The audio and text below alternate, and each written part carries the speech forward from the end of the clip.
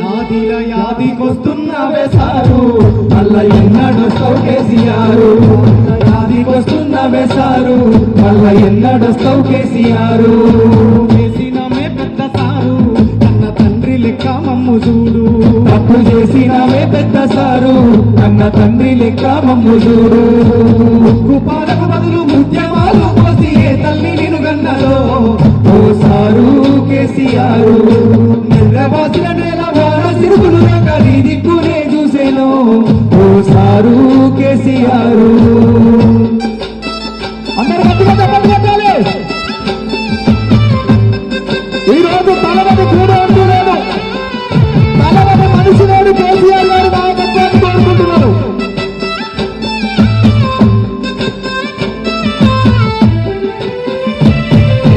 ఎట్లుండే తెలంగాణ పుట్టెడు బాధల్లో బందికానా అయ్యో ఎట్లుండే తెలంగాణ పుట్టెడు బాధల్లో బందికానా నెల దోసల్ల ఎండే ఊరు వలస పోయింది పాలమూరు నెల దోసల్ల ఎండే ఊరు వలస పోయింది పాలమూరు ఏదోని కళ్ళల్ల కన్నీరు చూసి నువ్వోసబడితే వేశారు ఉప్పుల వెగడయి డప్పుల దరువయి కండెత్తి చేసావు పోరు యుద్ధమా ప్రత్యేక తెలంగాణ సాధనమైనావు ఉద్యమానికే నిలువద్దమా ఒక నిమిషం తమ్ముడు అందరన్నా గట్టిగా చప్పట్లు కొట్టాలి పాడుతున్నాను సేపు యాదిలా యాదికొస్తున్నవే సారు మళ్ళా ఎన్నడొస్తావు కేసీఆర్ తప్పు చేసినవే పెద్ద సారు కన్న తండ్రి లెక్క మమ్ము చూడు యాదిలా యాదికొస్తున్నవే సారు మళ్ళా ఎన్నడొస్తావు కేసీఆర్ తప్పు చేసినవే పెద్ద సారు కన్న తండ్రి లెక్క మమ్ము చూడు కన్న తండ్రి లెక్క మమ్ము చూడు కన్న తండ్రి లెక్క మమ్ము చూడు. జై తెలంగాణ జై తెలంగాణ.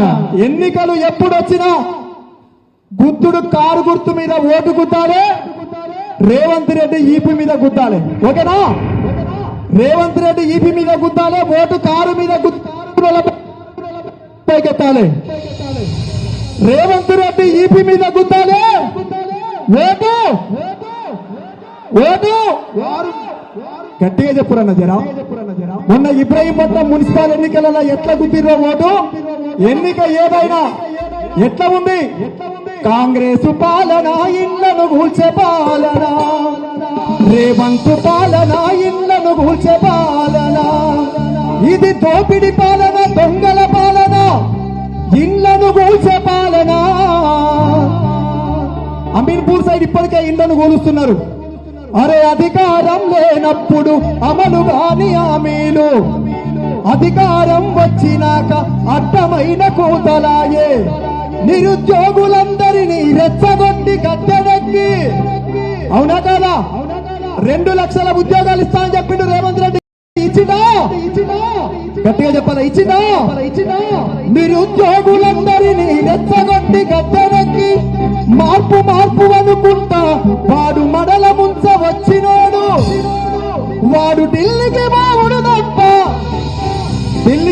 తప్ప రేవంత్ రెడ్డి తెలంగాణకి ఏమన్నా చేసిండా ఢిల్లీకి మూటలు మోసుడు తప్ప తెలంగాణకి ఏమన్నా చేసిండా చేసింది మొత్తం తెలంగాణ జాతిపిత బాబు కేసీఆర్ వాడు ఢిల్లీకి పోవుడు తప్ప మన గల్లికి చేసింది లేదు కాంగ్రెస్ పాలన ప్రజలను ముంచే పాలన కాంగ్రెస్ పాలన ప్రజలను ముంచే పాలన రేవంత్ పాలన ఇళ్లను ముంచే పాలన రేవంత్ పాలన ఇళ్లను ముంచే పాలన ఇళ్లను కూల్చే పాలన పైన జంగు సైర నూదుతూ రామన్న మన ముందుకు వచ్చిండు గట్టిగా చెప్పడంతో స్వాగతం తెలుపుతూ జై తెలంగాణ జై కేసీఆర్.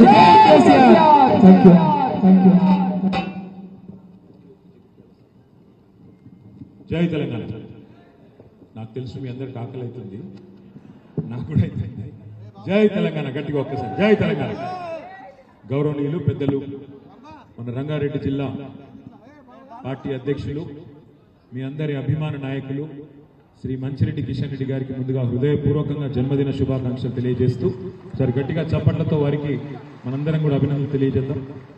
అట్లాగే పెద్దలు మాజీ మంత్రివర్యులు ఈ జిల్లాని గత 25 సంవత్సరాలుగా తన సమర్థవంతమైన నాయకత్వంలో ముందుకు తీసుకెళ్తున్న పెద్దలు శ్రీమతి సబితా ఇంద్రారెడ్డి గారు, అన్న శ్రీ క్యామా మల్లేష్ గారు, గౌరవనీయులు పెద్దలు, మొన్ననే భువనగిరి పార్లమెంట్ నుంచి కూడా మన అభ్యర్థిగా పోటీ చేసిన పెద్దలు, గౌరవనీయులు, వేదికపై నాశీనులైన మరి మాన్యులైన నాయకులందరికీ, గౌరవ మరి జిల్లా పార్టీ ప్రెసిడెంట్, మన జిల్లా పార్టీ ప్రెసిడెంట్ గారితో పాటు వివిధ మండలాల పార్టీ అధ్యక్షులు, మా సోదరుడు రమణారెడ్డి గారు, తమ్ముడు రామరెడ్డి గారు, ఇంకా వంగేటి లక్ష్మారెడ్డి గారు, ఇంకా అందరూ వేదిక మీద ఉన్న మిత్రులందరికీ, మొన్ననే మున్సిపల్ చైర్పర్సన్ గా ఎన్నిక కాబడ్డ గౌరవనీయులు శ్రీ సుదర్శన్ రెడ్డి గారు, గౌరవ కౌన్సిలర్లు, వీరందరి గెలుపులో తన సొంత బిడ్డ బర్త్డేని కూడా వదిలిపెట్టుకొని తన సొంత కూతురు జన్మదినమున్న తాను రాకుండా పట్టుదలతో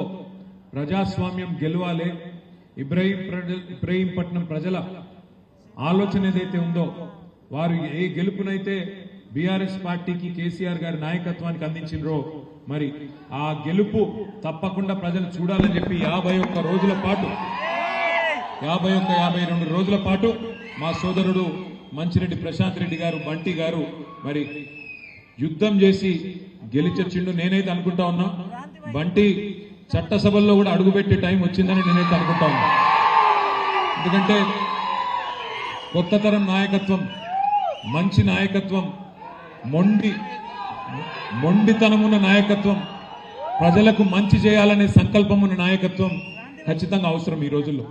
అందులో ముఖ్యంగా ఈ అరాచక పాలన ఏదైతే ఇవాళ 2.5 సంవత్సరాలుగా సాగుతున్నదో ఈ పాలనను అంతమొందించాలంటే తప్పకుండా కొత్త తరం నాయకత్వం రావాల్సిన అవసరం ఉన్నది. అందుకే నాకైతే సంపూర్ణమైన విశ్వాసం ఉంది, రాబోయే రోజుల్లో ఎన్నికలు ఎప్పుడు వచ్చినా అవి కేసీఆర్ ఎన్నికలుగానే ఉంటాయి, అసెంబ్లీ ఎన్నికలు కాదు, కేసీఆర్ ఎన్నికలే ఈ రాష్ట్రంలో జరుగుతాయి. కేసీఆర్ తిరిగి అధికారంలోకి వచ్చే ఎలక్షనే జరుగుతుంది. ఇది నా ఒక్కడే ఆలోచన కాదు. వాళ్ళ రాష్ట్రంలో మీరు ఎవరినైనా అడగండి, ఒక రైతును పోయి అడగండి, అన్న ఎట్లున్నది పరిస్థితి అని. రైతు మరి వారి బాధలు వర్ణనాతీతంగా ఉన్నాయి. నిన్నగాక మొన్న నేను జగిత్యాలకు పోతే అక్కడ ఒక రైతు సోదరుడు కలిసినాడు. ఊరికనే అడిగిన నేను ఎట్లుందన్న పరిస్థితి అని. ఆయన నాతో ఒకటే ఒక మాటలో చెప్పిండు, ఏముంది సార్, 3 సార్లు రైతు బంధు ఎగ్గొట్టిండు, 3 తాపల రైతు బంధు ఎగ్గొడితే 27,000 కోట్లు మిగిలినాయి, అందులోకెళ్ళి 20,000 కోట్లు ఇచ్చి రుణమాఫీ చేసిన డబ్బా కొట్టుకుంటున్నాడు, మాయి పైసలు మాకే ఇచ్చి మీదికెళ్ళి బాకీ ఉన్నాడు, కానీ బయటికి మాత్రం రైతు బంధు ఎగ్గొట్టింది చెప్పడు, రుణమాఫీ చేసిన అని చెప్పి అది కూడా ఊళ్ళో 4 మందికి చేసిండు, 12 మందికి కాలేదు, అట్లున్నది పాలన అని చెప్పి ఒకటే ఒక్క మాటల రైతన్న చెప్తా ఉన్నాడు. వాళ్ళ ఏ యువకుడిని అడగండి, 2 లక్షల ఉద్యోగాలని ఊరించి పెద్ద పెద్ద మాటలు చెప్పి చివరికి మోసం చేసి గద్దెనెక్కి 11,000 ఉద్యోగాలు కూడా ఇంతవరకు 2.5 సంవత్సరాల్లో ఇవ్వలేదు. అట్లాగే మహిళలకు చెప్పిండు, తులం బంగారం అన్నాడు, స్కూటీలు అన్నాడు, ఇంకేదో అన్నాడు, నెలకు 2,500 ఇస్తా అన్నాడు, అత్తకు 4,000, కోడలకు 2,500, నోటికి ఎంత వస్తే అంత ఇష్టం వచ్చిన మాటలు ఇచ్చి అటు మహిళల్ని మోసం చేసినారు. అట్లాగే మీ అందరికీ తెలుసు, పెద్ద మనుషులు కేసీఆర్ గారు రాకముందు 200 పెన్షన్ వచ్చేది, కేసీఆర్ గారు దాన్ని 2,000 చేసినాడు. ఇంతకుముందు మల్లేశన్న చెప్పినట్టు నవంబర్లో అయితే 2,000, డిసెంబర్లో అయితే 4,000 అబద్ధం చెప్పిండు. ముసలోళ్ళం కూడా మోసం చేసిండు. 2 నెలలు ఇప్పటికి పెన్షన్ ఎగ్గొట్టిండు. ఏమున్నదయ్యా 28 నెలల్లో సాధించింది అంటే ఒకటే ఒకటి, ఢిల్లీకి పోవుడు వచ్చుడు, ఎక్కే విమానం దిగే విమానం తప్ప చేసింది మాత్రం ఏమీ లేదు ఈ రాష్ట్రంలో. ఇక మీ ఎమ్మెల్యే గారి గురించి అయితే నేను చెప్పే అక్కడనే లేదు. ఇక ఆయన ఎట్లాంటోడో, ఆయన ఏమేం చేస్తాడో, ఎట్లెట్లా వసూలు చేస్తాడో, ఏం చేస్తాడో నాకంటే బాగా మీకే తెలుసు. ఆఖరికి అరటి పండ్ల బండ్లలో కూడా ఇచ్చిపెట్టాడట ఒక అసంటోడు. ఆయన గురించి నేను ఎక్కువ మాట్లాడా, కానీ ఒకటి మాత్రం పక్కా, ఒక మంచి నాయకుడిని, మంచిరెడ్డి లాంటి మంచి నాయకుడిని వాళ్ళ ఇబ్రహీంపట్నం కోల్పోవడం అనేది ఆయనకేం నష్టం కాలే, ఆయన బాగానే ఉన్నాడు, కానీ నష్టపోయింది ఇబ్రహీంపట్నం ప్రజలు అనే మాట నేను మీకు గుర్తు చేస్తా ఉన్నా. ఒక మంచి నాయకుడు కేసీఆర్ గారిని కోల్పోయినాం, ఇబ్రహీంపట్నంలో ఒక మంచి నాయకుడు మంచిరెడ్డి కిషన్ రెడ్డి గారిని మనం పోగొట్టుకున్నాం. అందుకే మీ అందరితో ప్రార్థన ఒకటే, ఇవాళ ఈ ప్రభుత్వం చేస్తున్న అరాచకాలు నాకంటే బాగా మీకే తెలుసు. ఫార్మా సిటీ ఇక్కడనే బ్రహ్మాండంగా కేసీఆర్ గారి నాయకత్వంలో 14,000 ఎకరాలు సేకరించి మన ఆలోచన ఏముండే, ఒకటే ఒకటి, ఒక గ్రీన్ ఫార్మా సిటీ పెట్టాలి, స్టేట్ ఆఫ్ ద ఆర్ట్ అంటే ప్రపంచంలో అత్యున్నతమైన ప్రమాణాలతో స్థానికంగా కాలుష్యం అనేది లేకుండా అక్కడే మరి బాగా చేయాలన్న ఉద్దేశంతో దాదాపు 7 సంవత్సరాలు కష్టపడి కిషన్ రెడ్డి గారు, సబితక్క, నేను మేమందరం కష్టపడి చాలా మందిని ఒప్పించి మెప్పించి కొంత ఇబ్బంది పెట్టి కూడా నిజంగా రైతులకు మొక్కాలి. ఆఖరికి వాళ్ళని చెప్పి మొత్తానికి 7 ఏళ్ళు తనలాడి 14,000 ఎకరాలు సేకరించినాం. ఏం చెప్పిన ఆ రోజు కాంగ్రెస్ నాయకులు? ఆ రోజు సిఎల్పి లీడర్గా ఉన్న బట్టి విక్రమార్క గారు ఇక్కడ పాదయాత్ర చేసిండు. ఈరోజు మంత్రిగా ఉన్న సీతక్క గారు ఆ రోజు ఇక్కడికి వచ్చింది. ఈరోజు మంత్రిగా ఉన్న కోమటిరెడ్డి వెంకటరెడ్డి గారు ఆ రోజు ఎంపీగా ఉండే. ఏమన్నారు ఇక్కడికి వచ్చి అన్నాడు? ఈరోజు రైతు కమిషన్ చైర్మన్గా ఉన్న కోదండ రెడ్డి గారు అందరూ చెప్పినారు కాంగ్రెస్ వాళ్ళు, మీరు మాకు ఓటేయండి, గెలిపించండి, మీ భూములు మీకు తిరిగి బంగారు పల్లెంలో పెట్టి అప్పచెప్తామన్నారు. మరి 2.5 ఏళ్ళ ఓడ మీద ఉన్నప్పుడు ఓడమల్లన్న, ఒడ్డుకెక్కినాక బోడమల్లన్న అన్నట్టు ఓట్లు వేయించుకున్నారు, అవతల పడ్డరు. ఇవాళ ఫార్మా సిటీ కాదు ఫ్యూచర్ సిటీ అని చెప్పి రంగుల కళ, ఈస్ట్మన్ రంగుల కళ లాంటి సినిమా చూపెడతా ఉన్నాడు. మన రేవంత్ రెడ్డి మాట్లాడుతూ ఉన్నాడు ఇక్కడికి వచ్చి, ఇది future city, Bharat future city, దీనిలో న్యూయార్క్ను తలదన్నే నగరాన్ని నిర్మిస్తా నేను అని చెప్తున్నాడు. ఉన్న సిటీని పట్టించుకునే తెలివి లేదు. ఉన్న సిటీలో దోమలు గుట్టి జనం చచ్చిపోతుంటే దాన్ని అడిగినోడు లేడు. ఫ్యూచర్ సిటీ కడతాడట. ఫ్యూచర్ సిటీ ఎవరు కడతారు?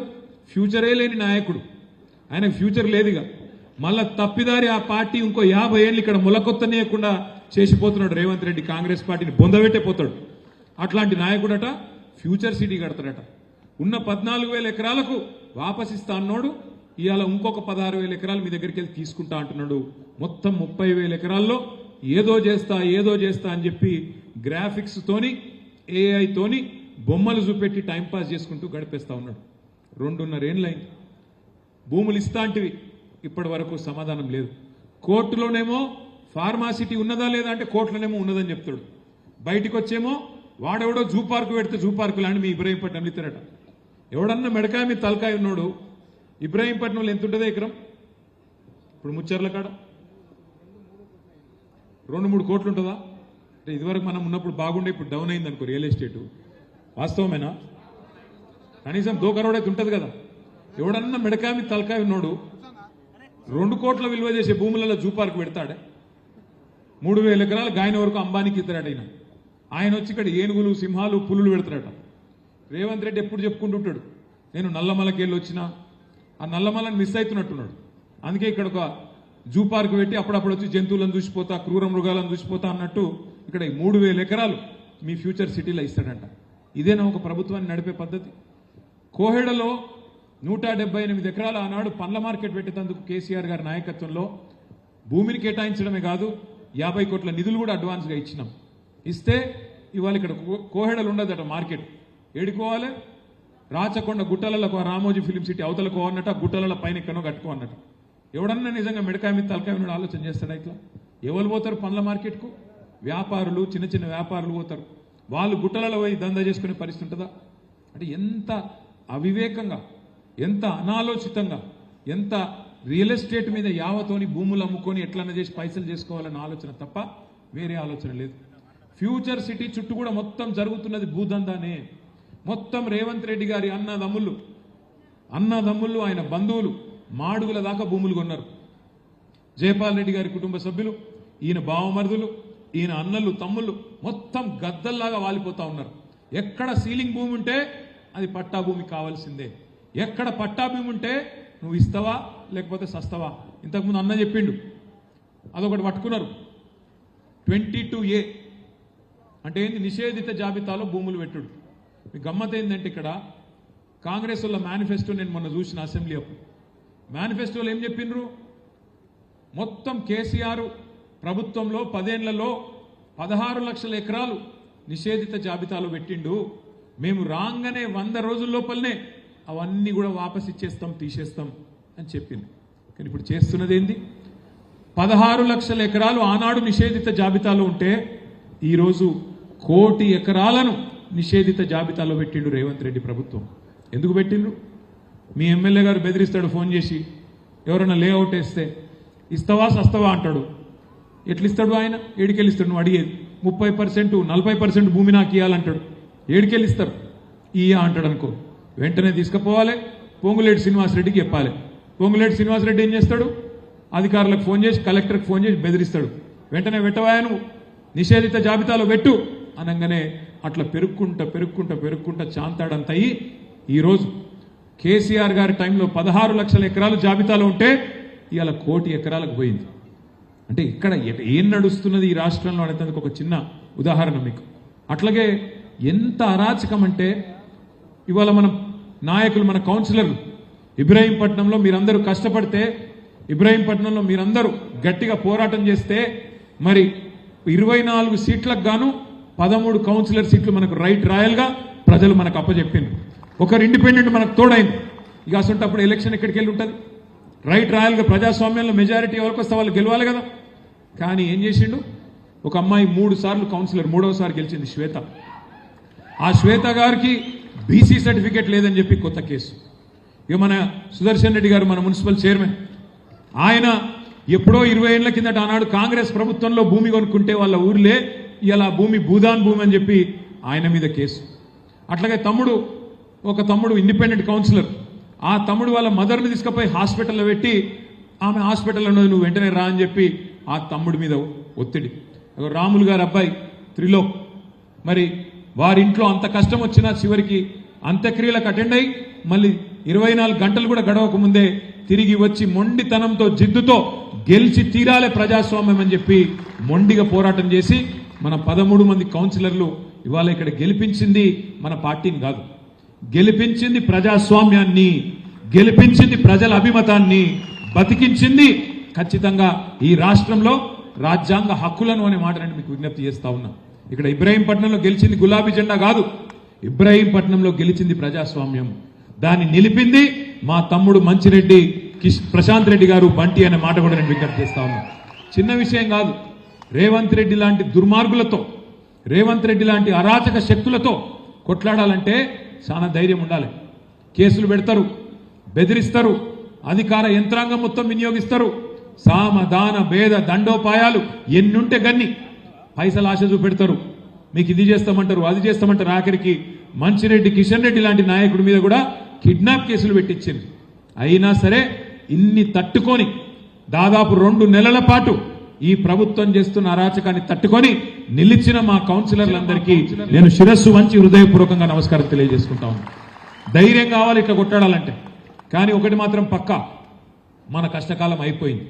2.5 సంవత్సరాలు ఈ ప్రభుత్వం వచ్చిన తర్వాత మొదటి 2.5 సంవత్సరాలే కష్టకాలం అయిపోయింది.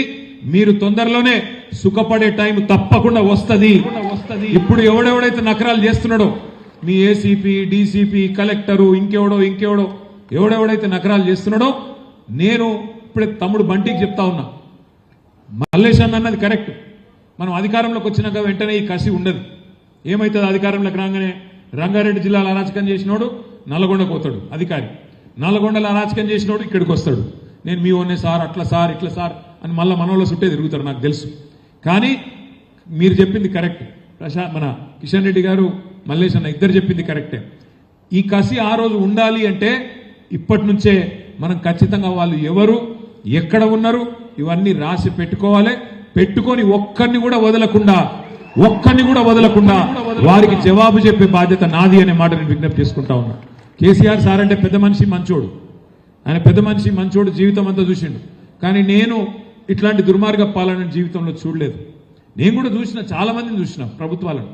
చంద్రబాబు నాయుడు గారిని చూసినాం, రాజశేఖర రెడ్డి గారిని చూసినాం, రోషయ్య గారిని చూసినాం, కిరణ్ కుమార్ రెడ్డి గారిని కూడా చూసినాం. ఆ తర్వాత మన నాయకుడు కేసీఆర్ గారి పరిపాలన చూసినాం.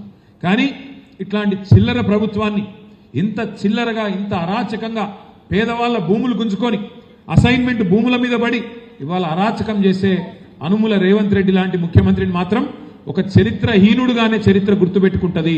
తెలంగాణ సమాజం చీత్కరించే రోజులు తప్పకుండా వస్తాయనే మాట నేను మీకు విజ్ఞప్తి చేస్తా ఉన్నా. మొన్న నేను మా సబితక్క విద్యార్థుల మీటింగ్కి పోయినాం తెలంగాణ భవన్లో.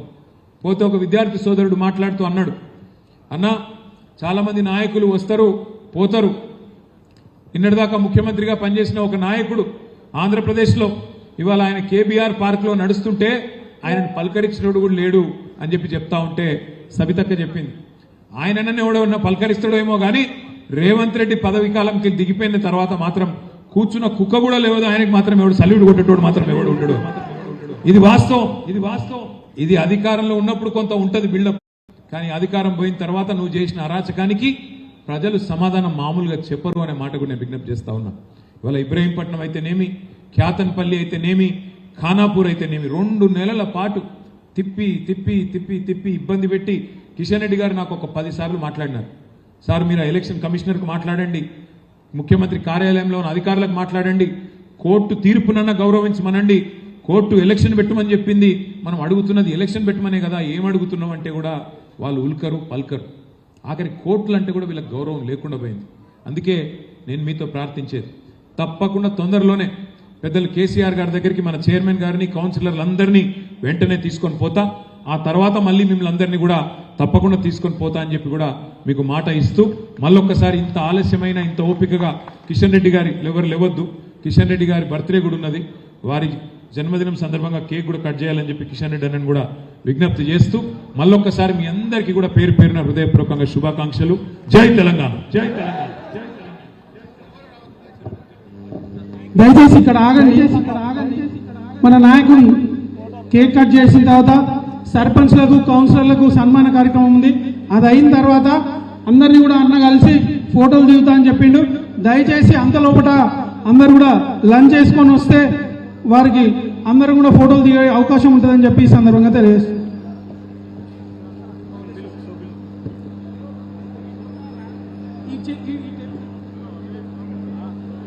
దయచేసి అందరు కూర్చోండి.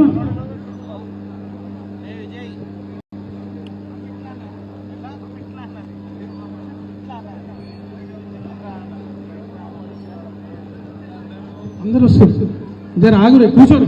స్టేజ్ మీద ఉన్న వాళ్ళైనా కూర్చోండి, జర స్టేజ్ మీద ఉన్న వాళ్ళు వెనకాల ఆగండి అబ్బా.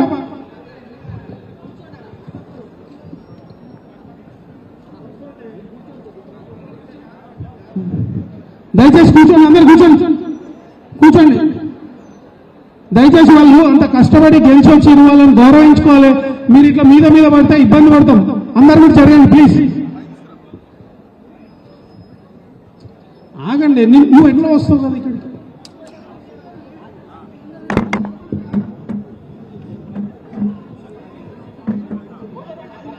దయచేసి మీరంతా జరగండి అబ్బా, వెనకాల జరగండి, స్టేజ్ మీద వెనకాల జరగండి. లింగం అందరు వెనకాల జరుపు, ఇంకా జరగండి. సీను దయచేసి ఎవరు ఉండొద్దు ఇక్కడ, ఇంకా జరగాల. వాళ్ళకి దారి ఇవ్వాలి సర్పంచ్ వాళ్ళు రానియకి.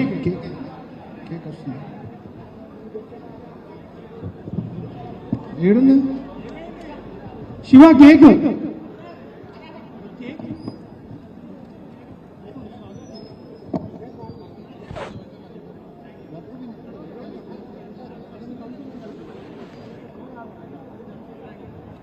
వెనకాల జరగండి.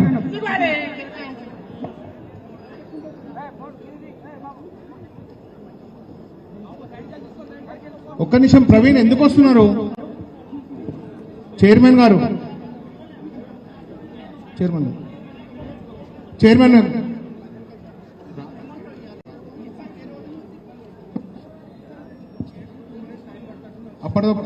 అప్పట్లో వీళ్ళకి 2 minutes టైం పడుతుంది. సుదర్శన్ రెడ్డి గారు చైర్మన్ గారికి గౌరవ కేటీఆర్ గారు. తొందరగా శివ, తొందరగా వస్తుందంట, వస్తుందంట. ఒక్క నిమిషం జరగండి. స్టేజ్ మీద అందరూ వెనకాల జరగండి, ఇంకా రాజు.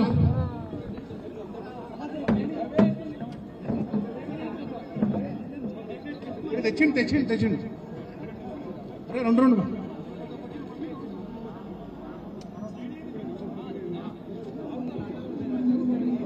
అరే జరసేపు ఆగండి అబ్బా, ఇంకా జరగండి. ఎందుకట్లా బండి బాబు మద్దతుకి రా, వ్యవసాయం జరుగుతాం.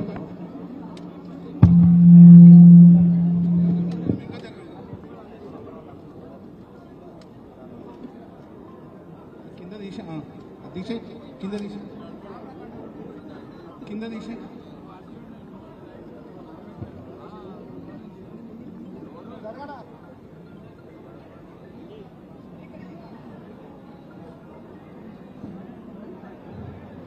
Happy birthday to you, happy birthday.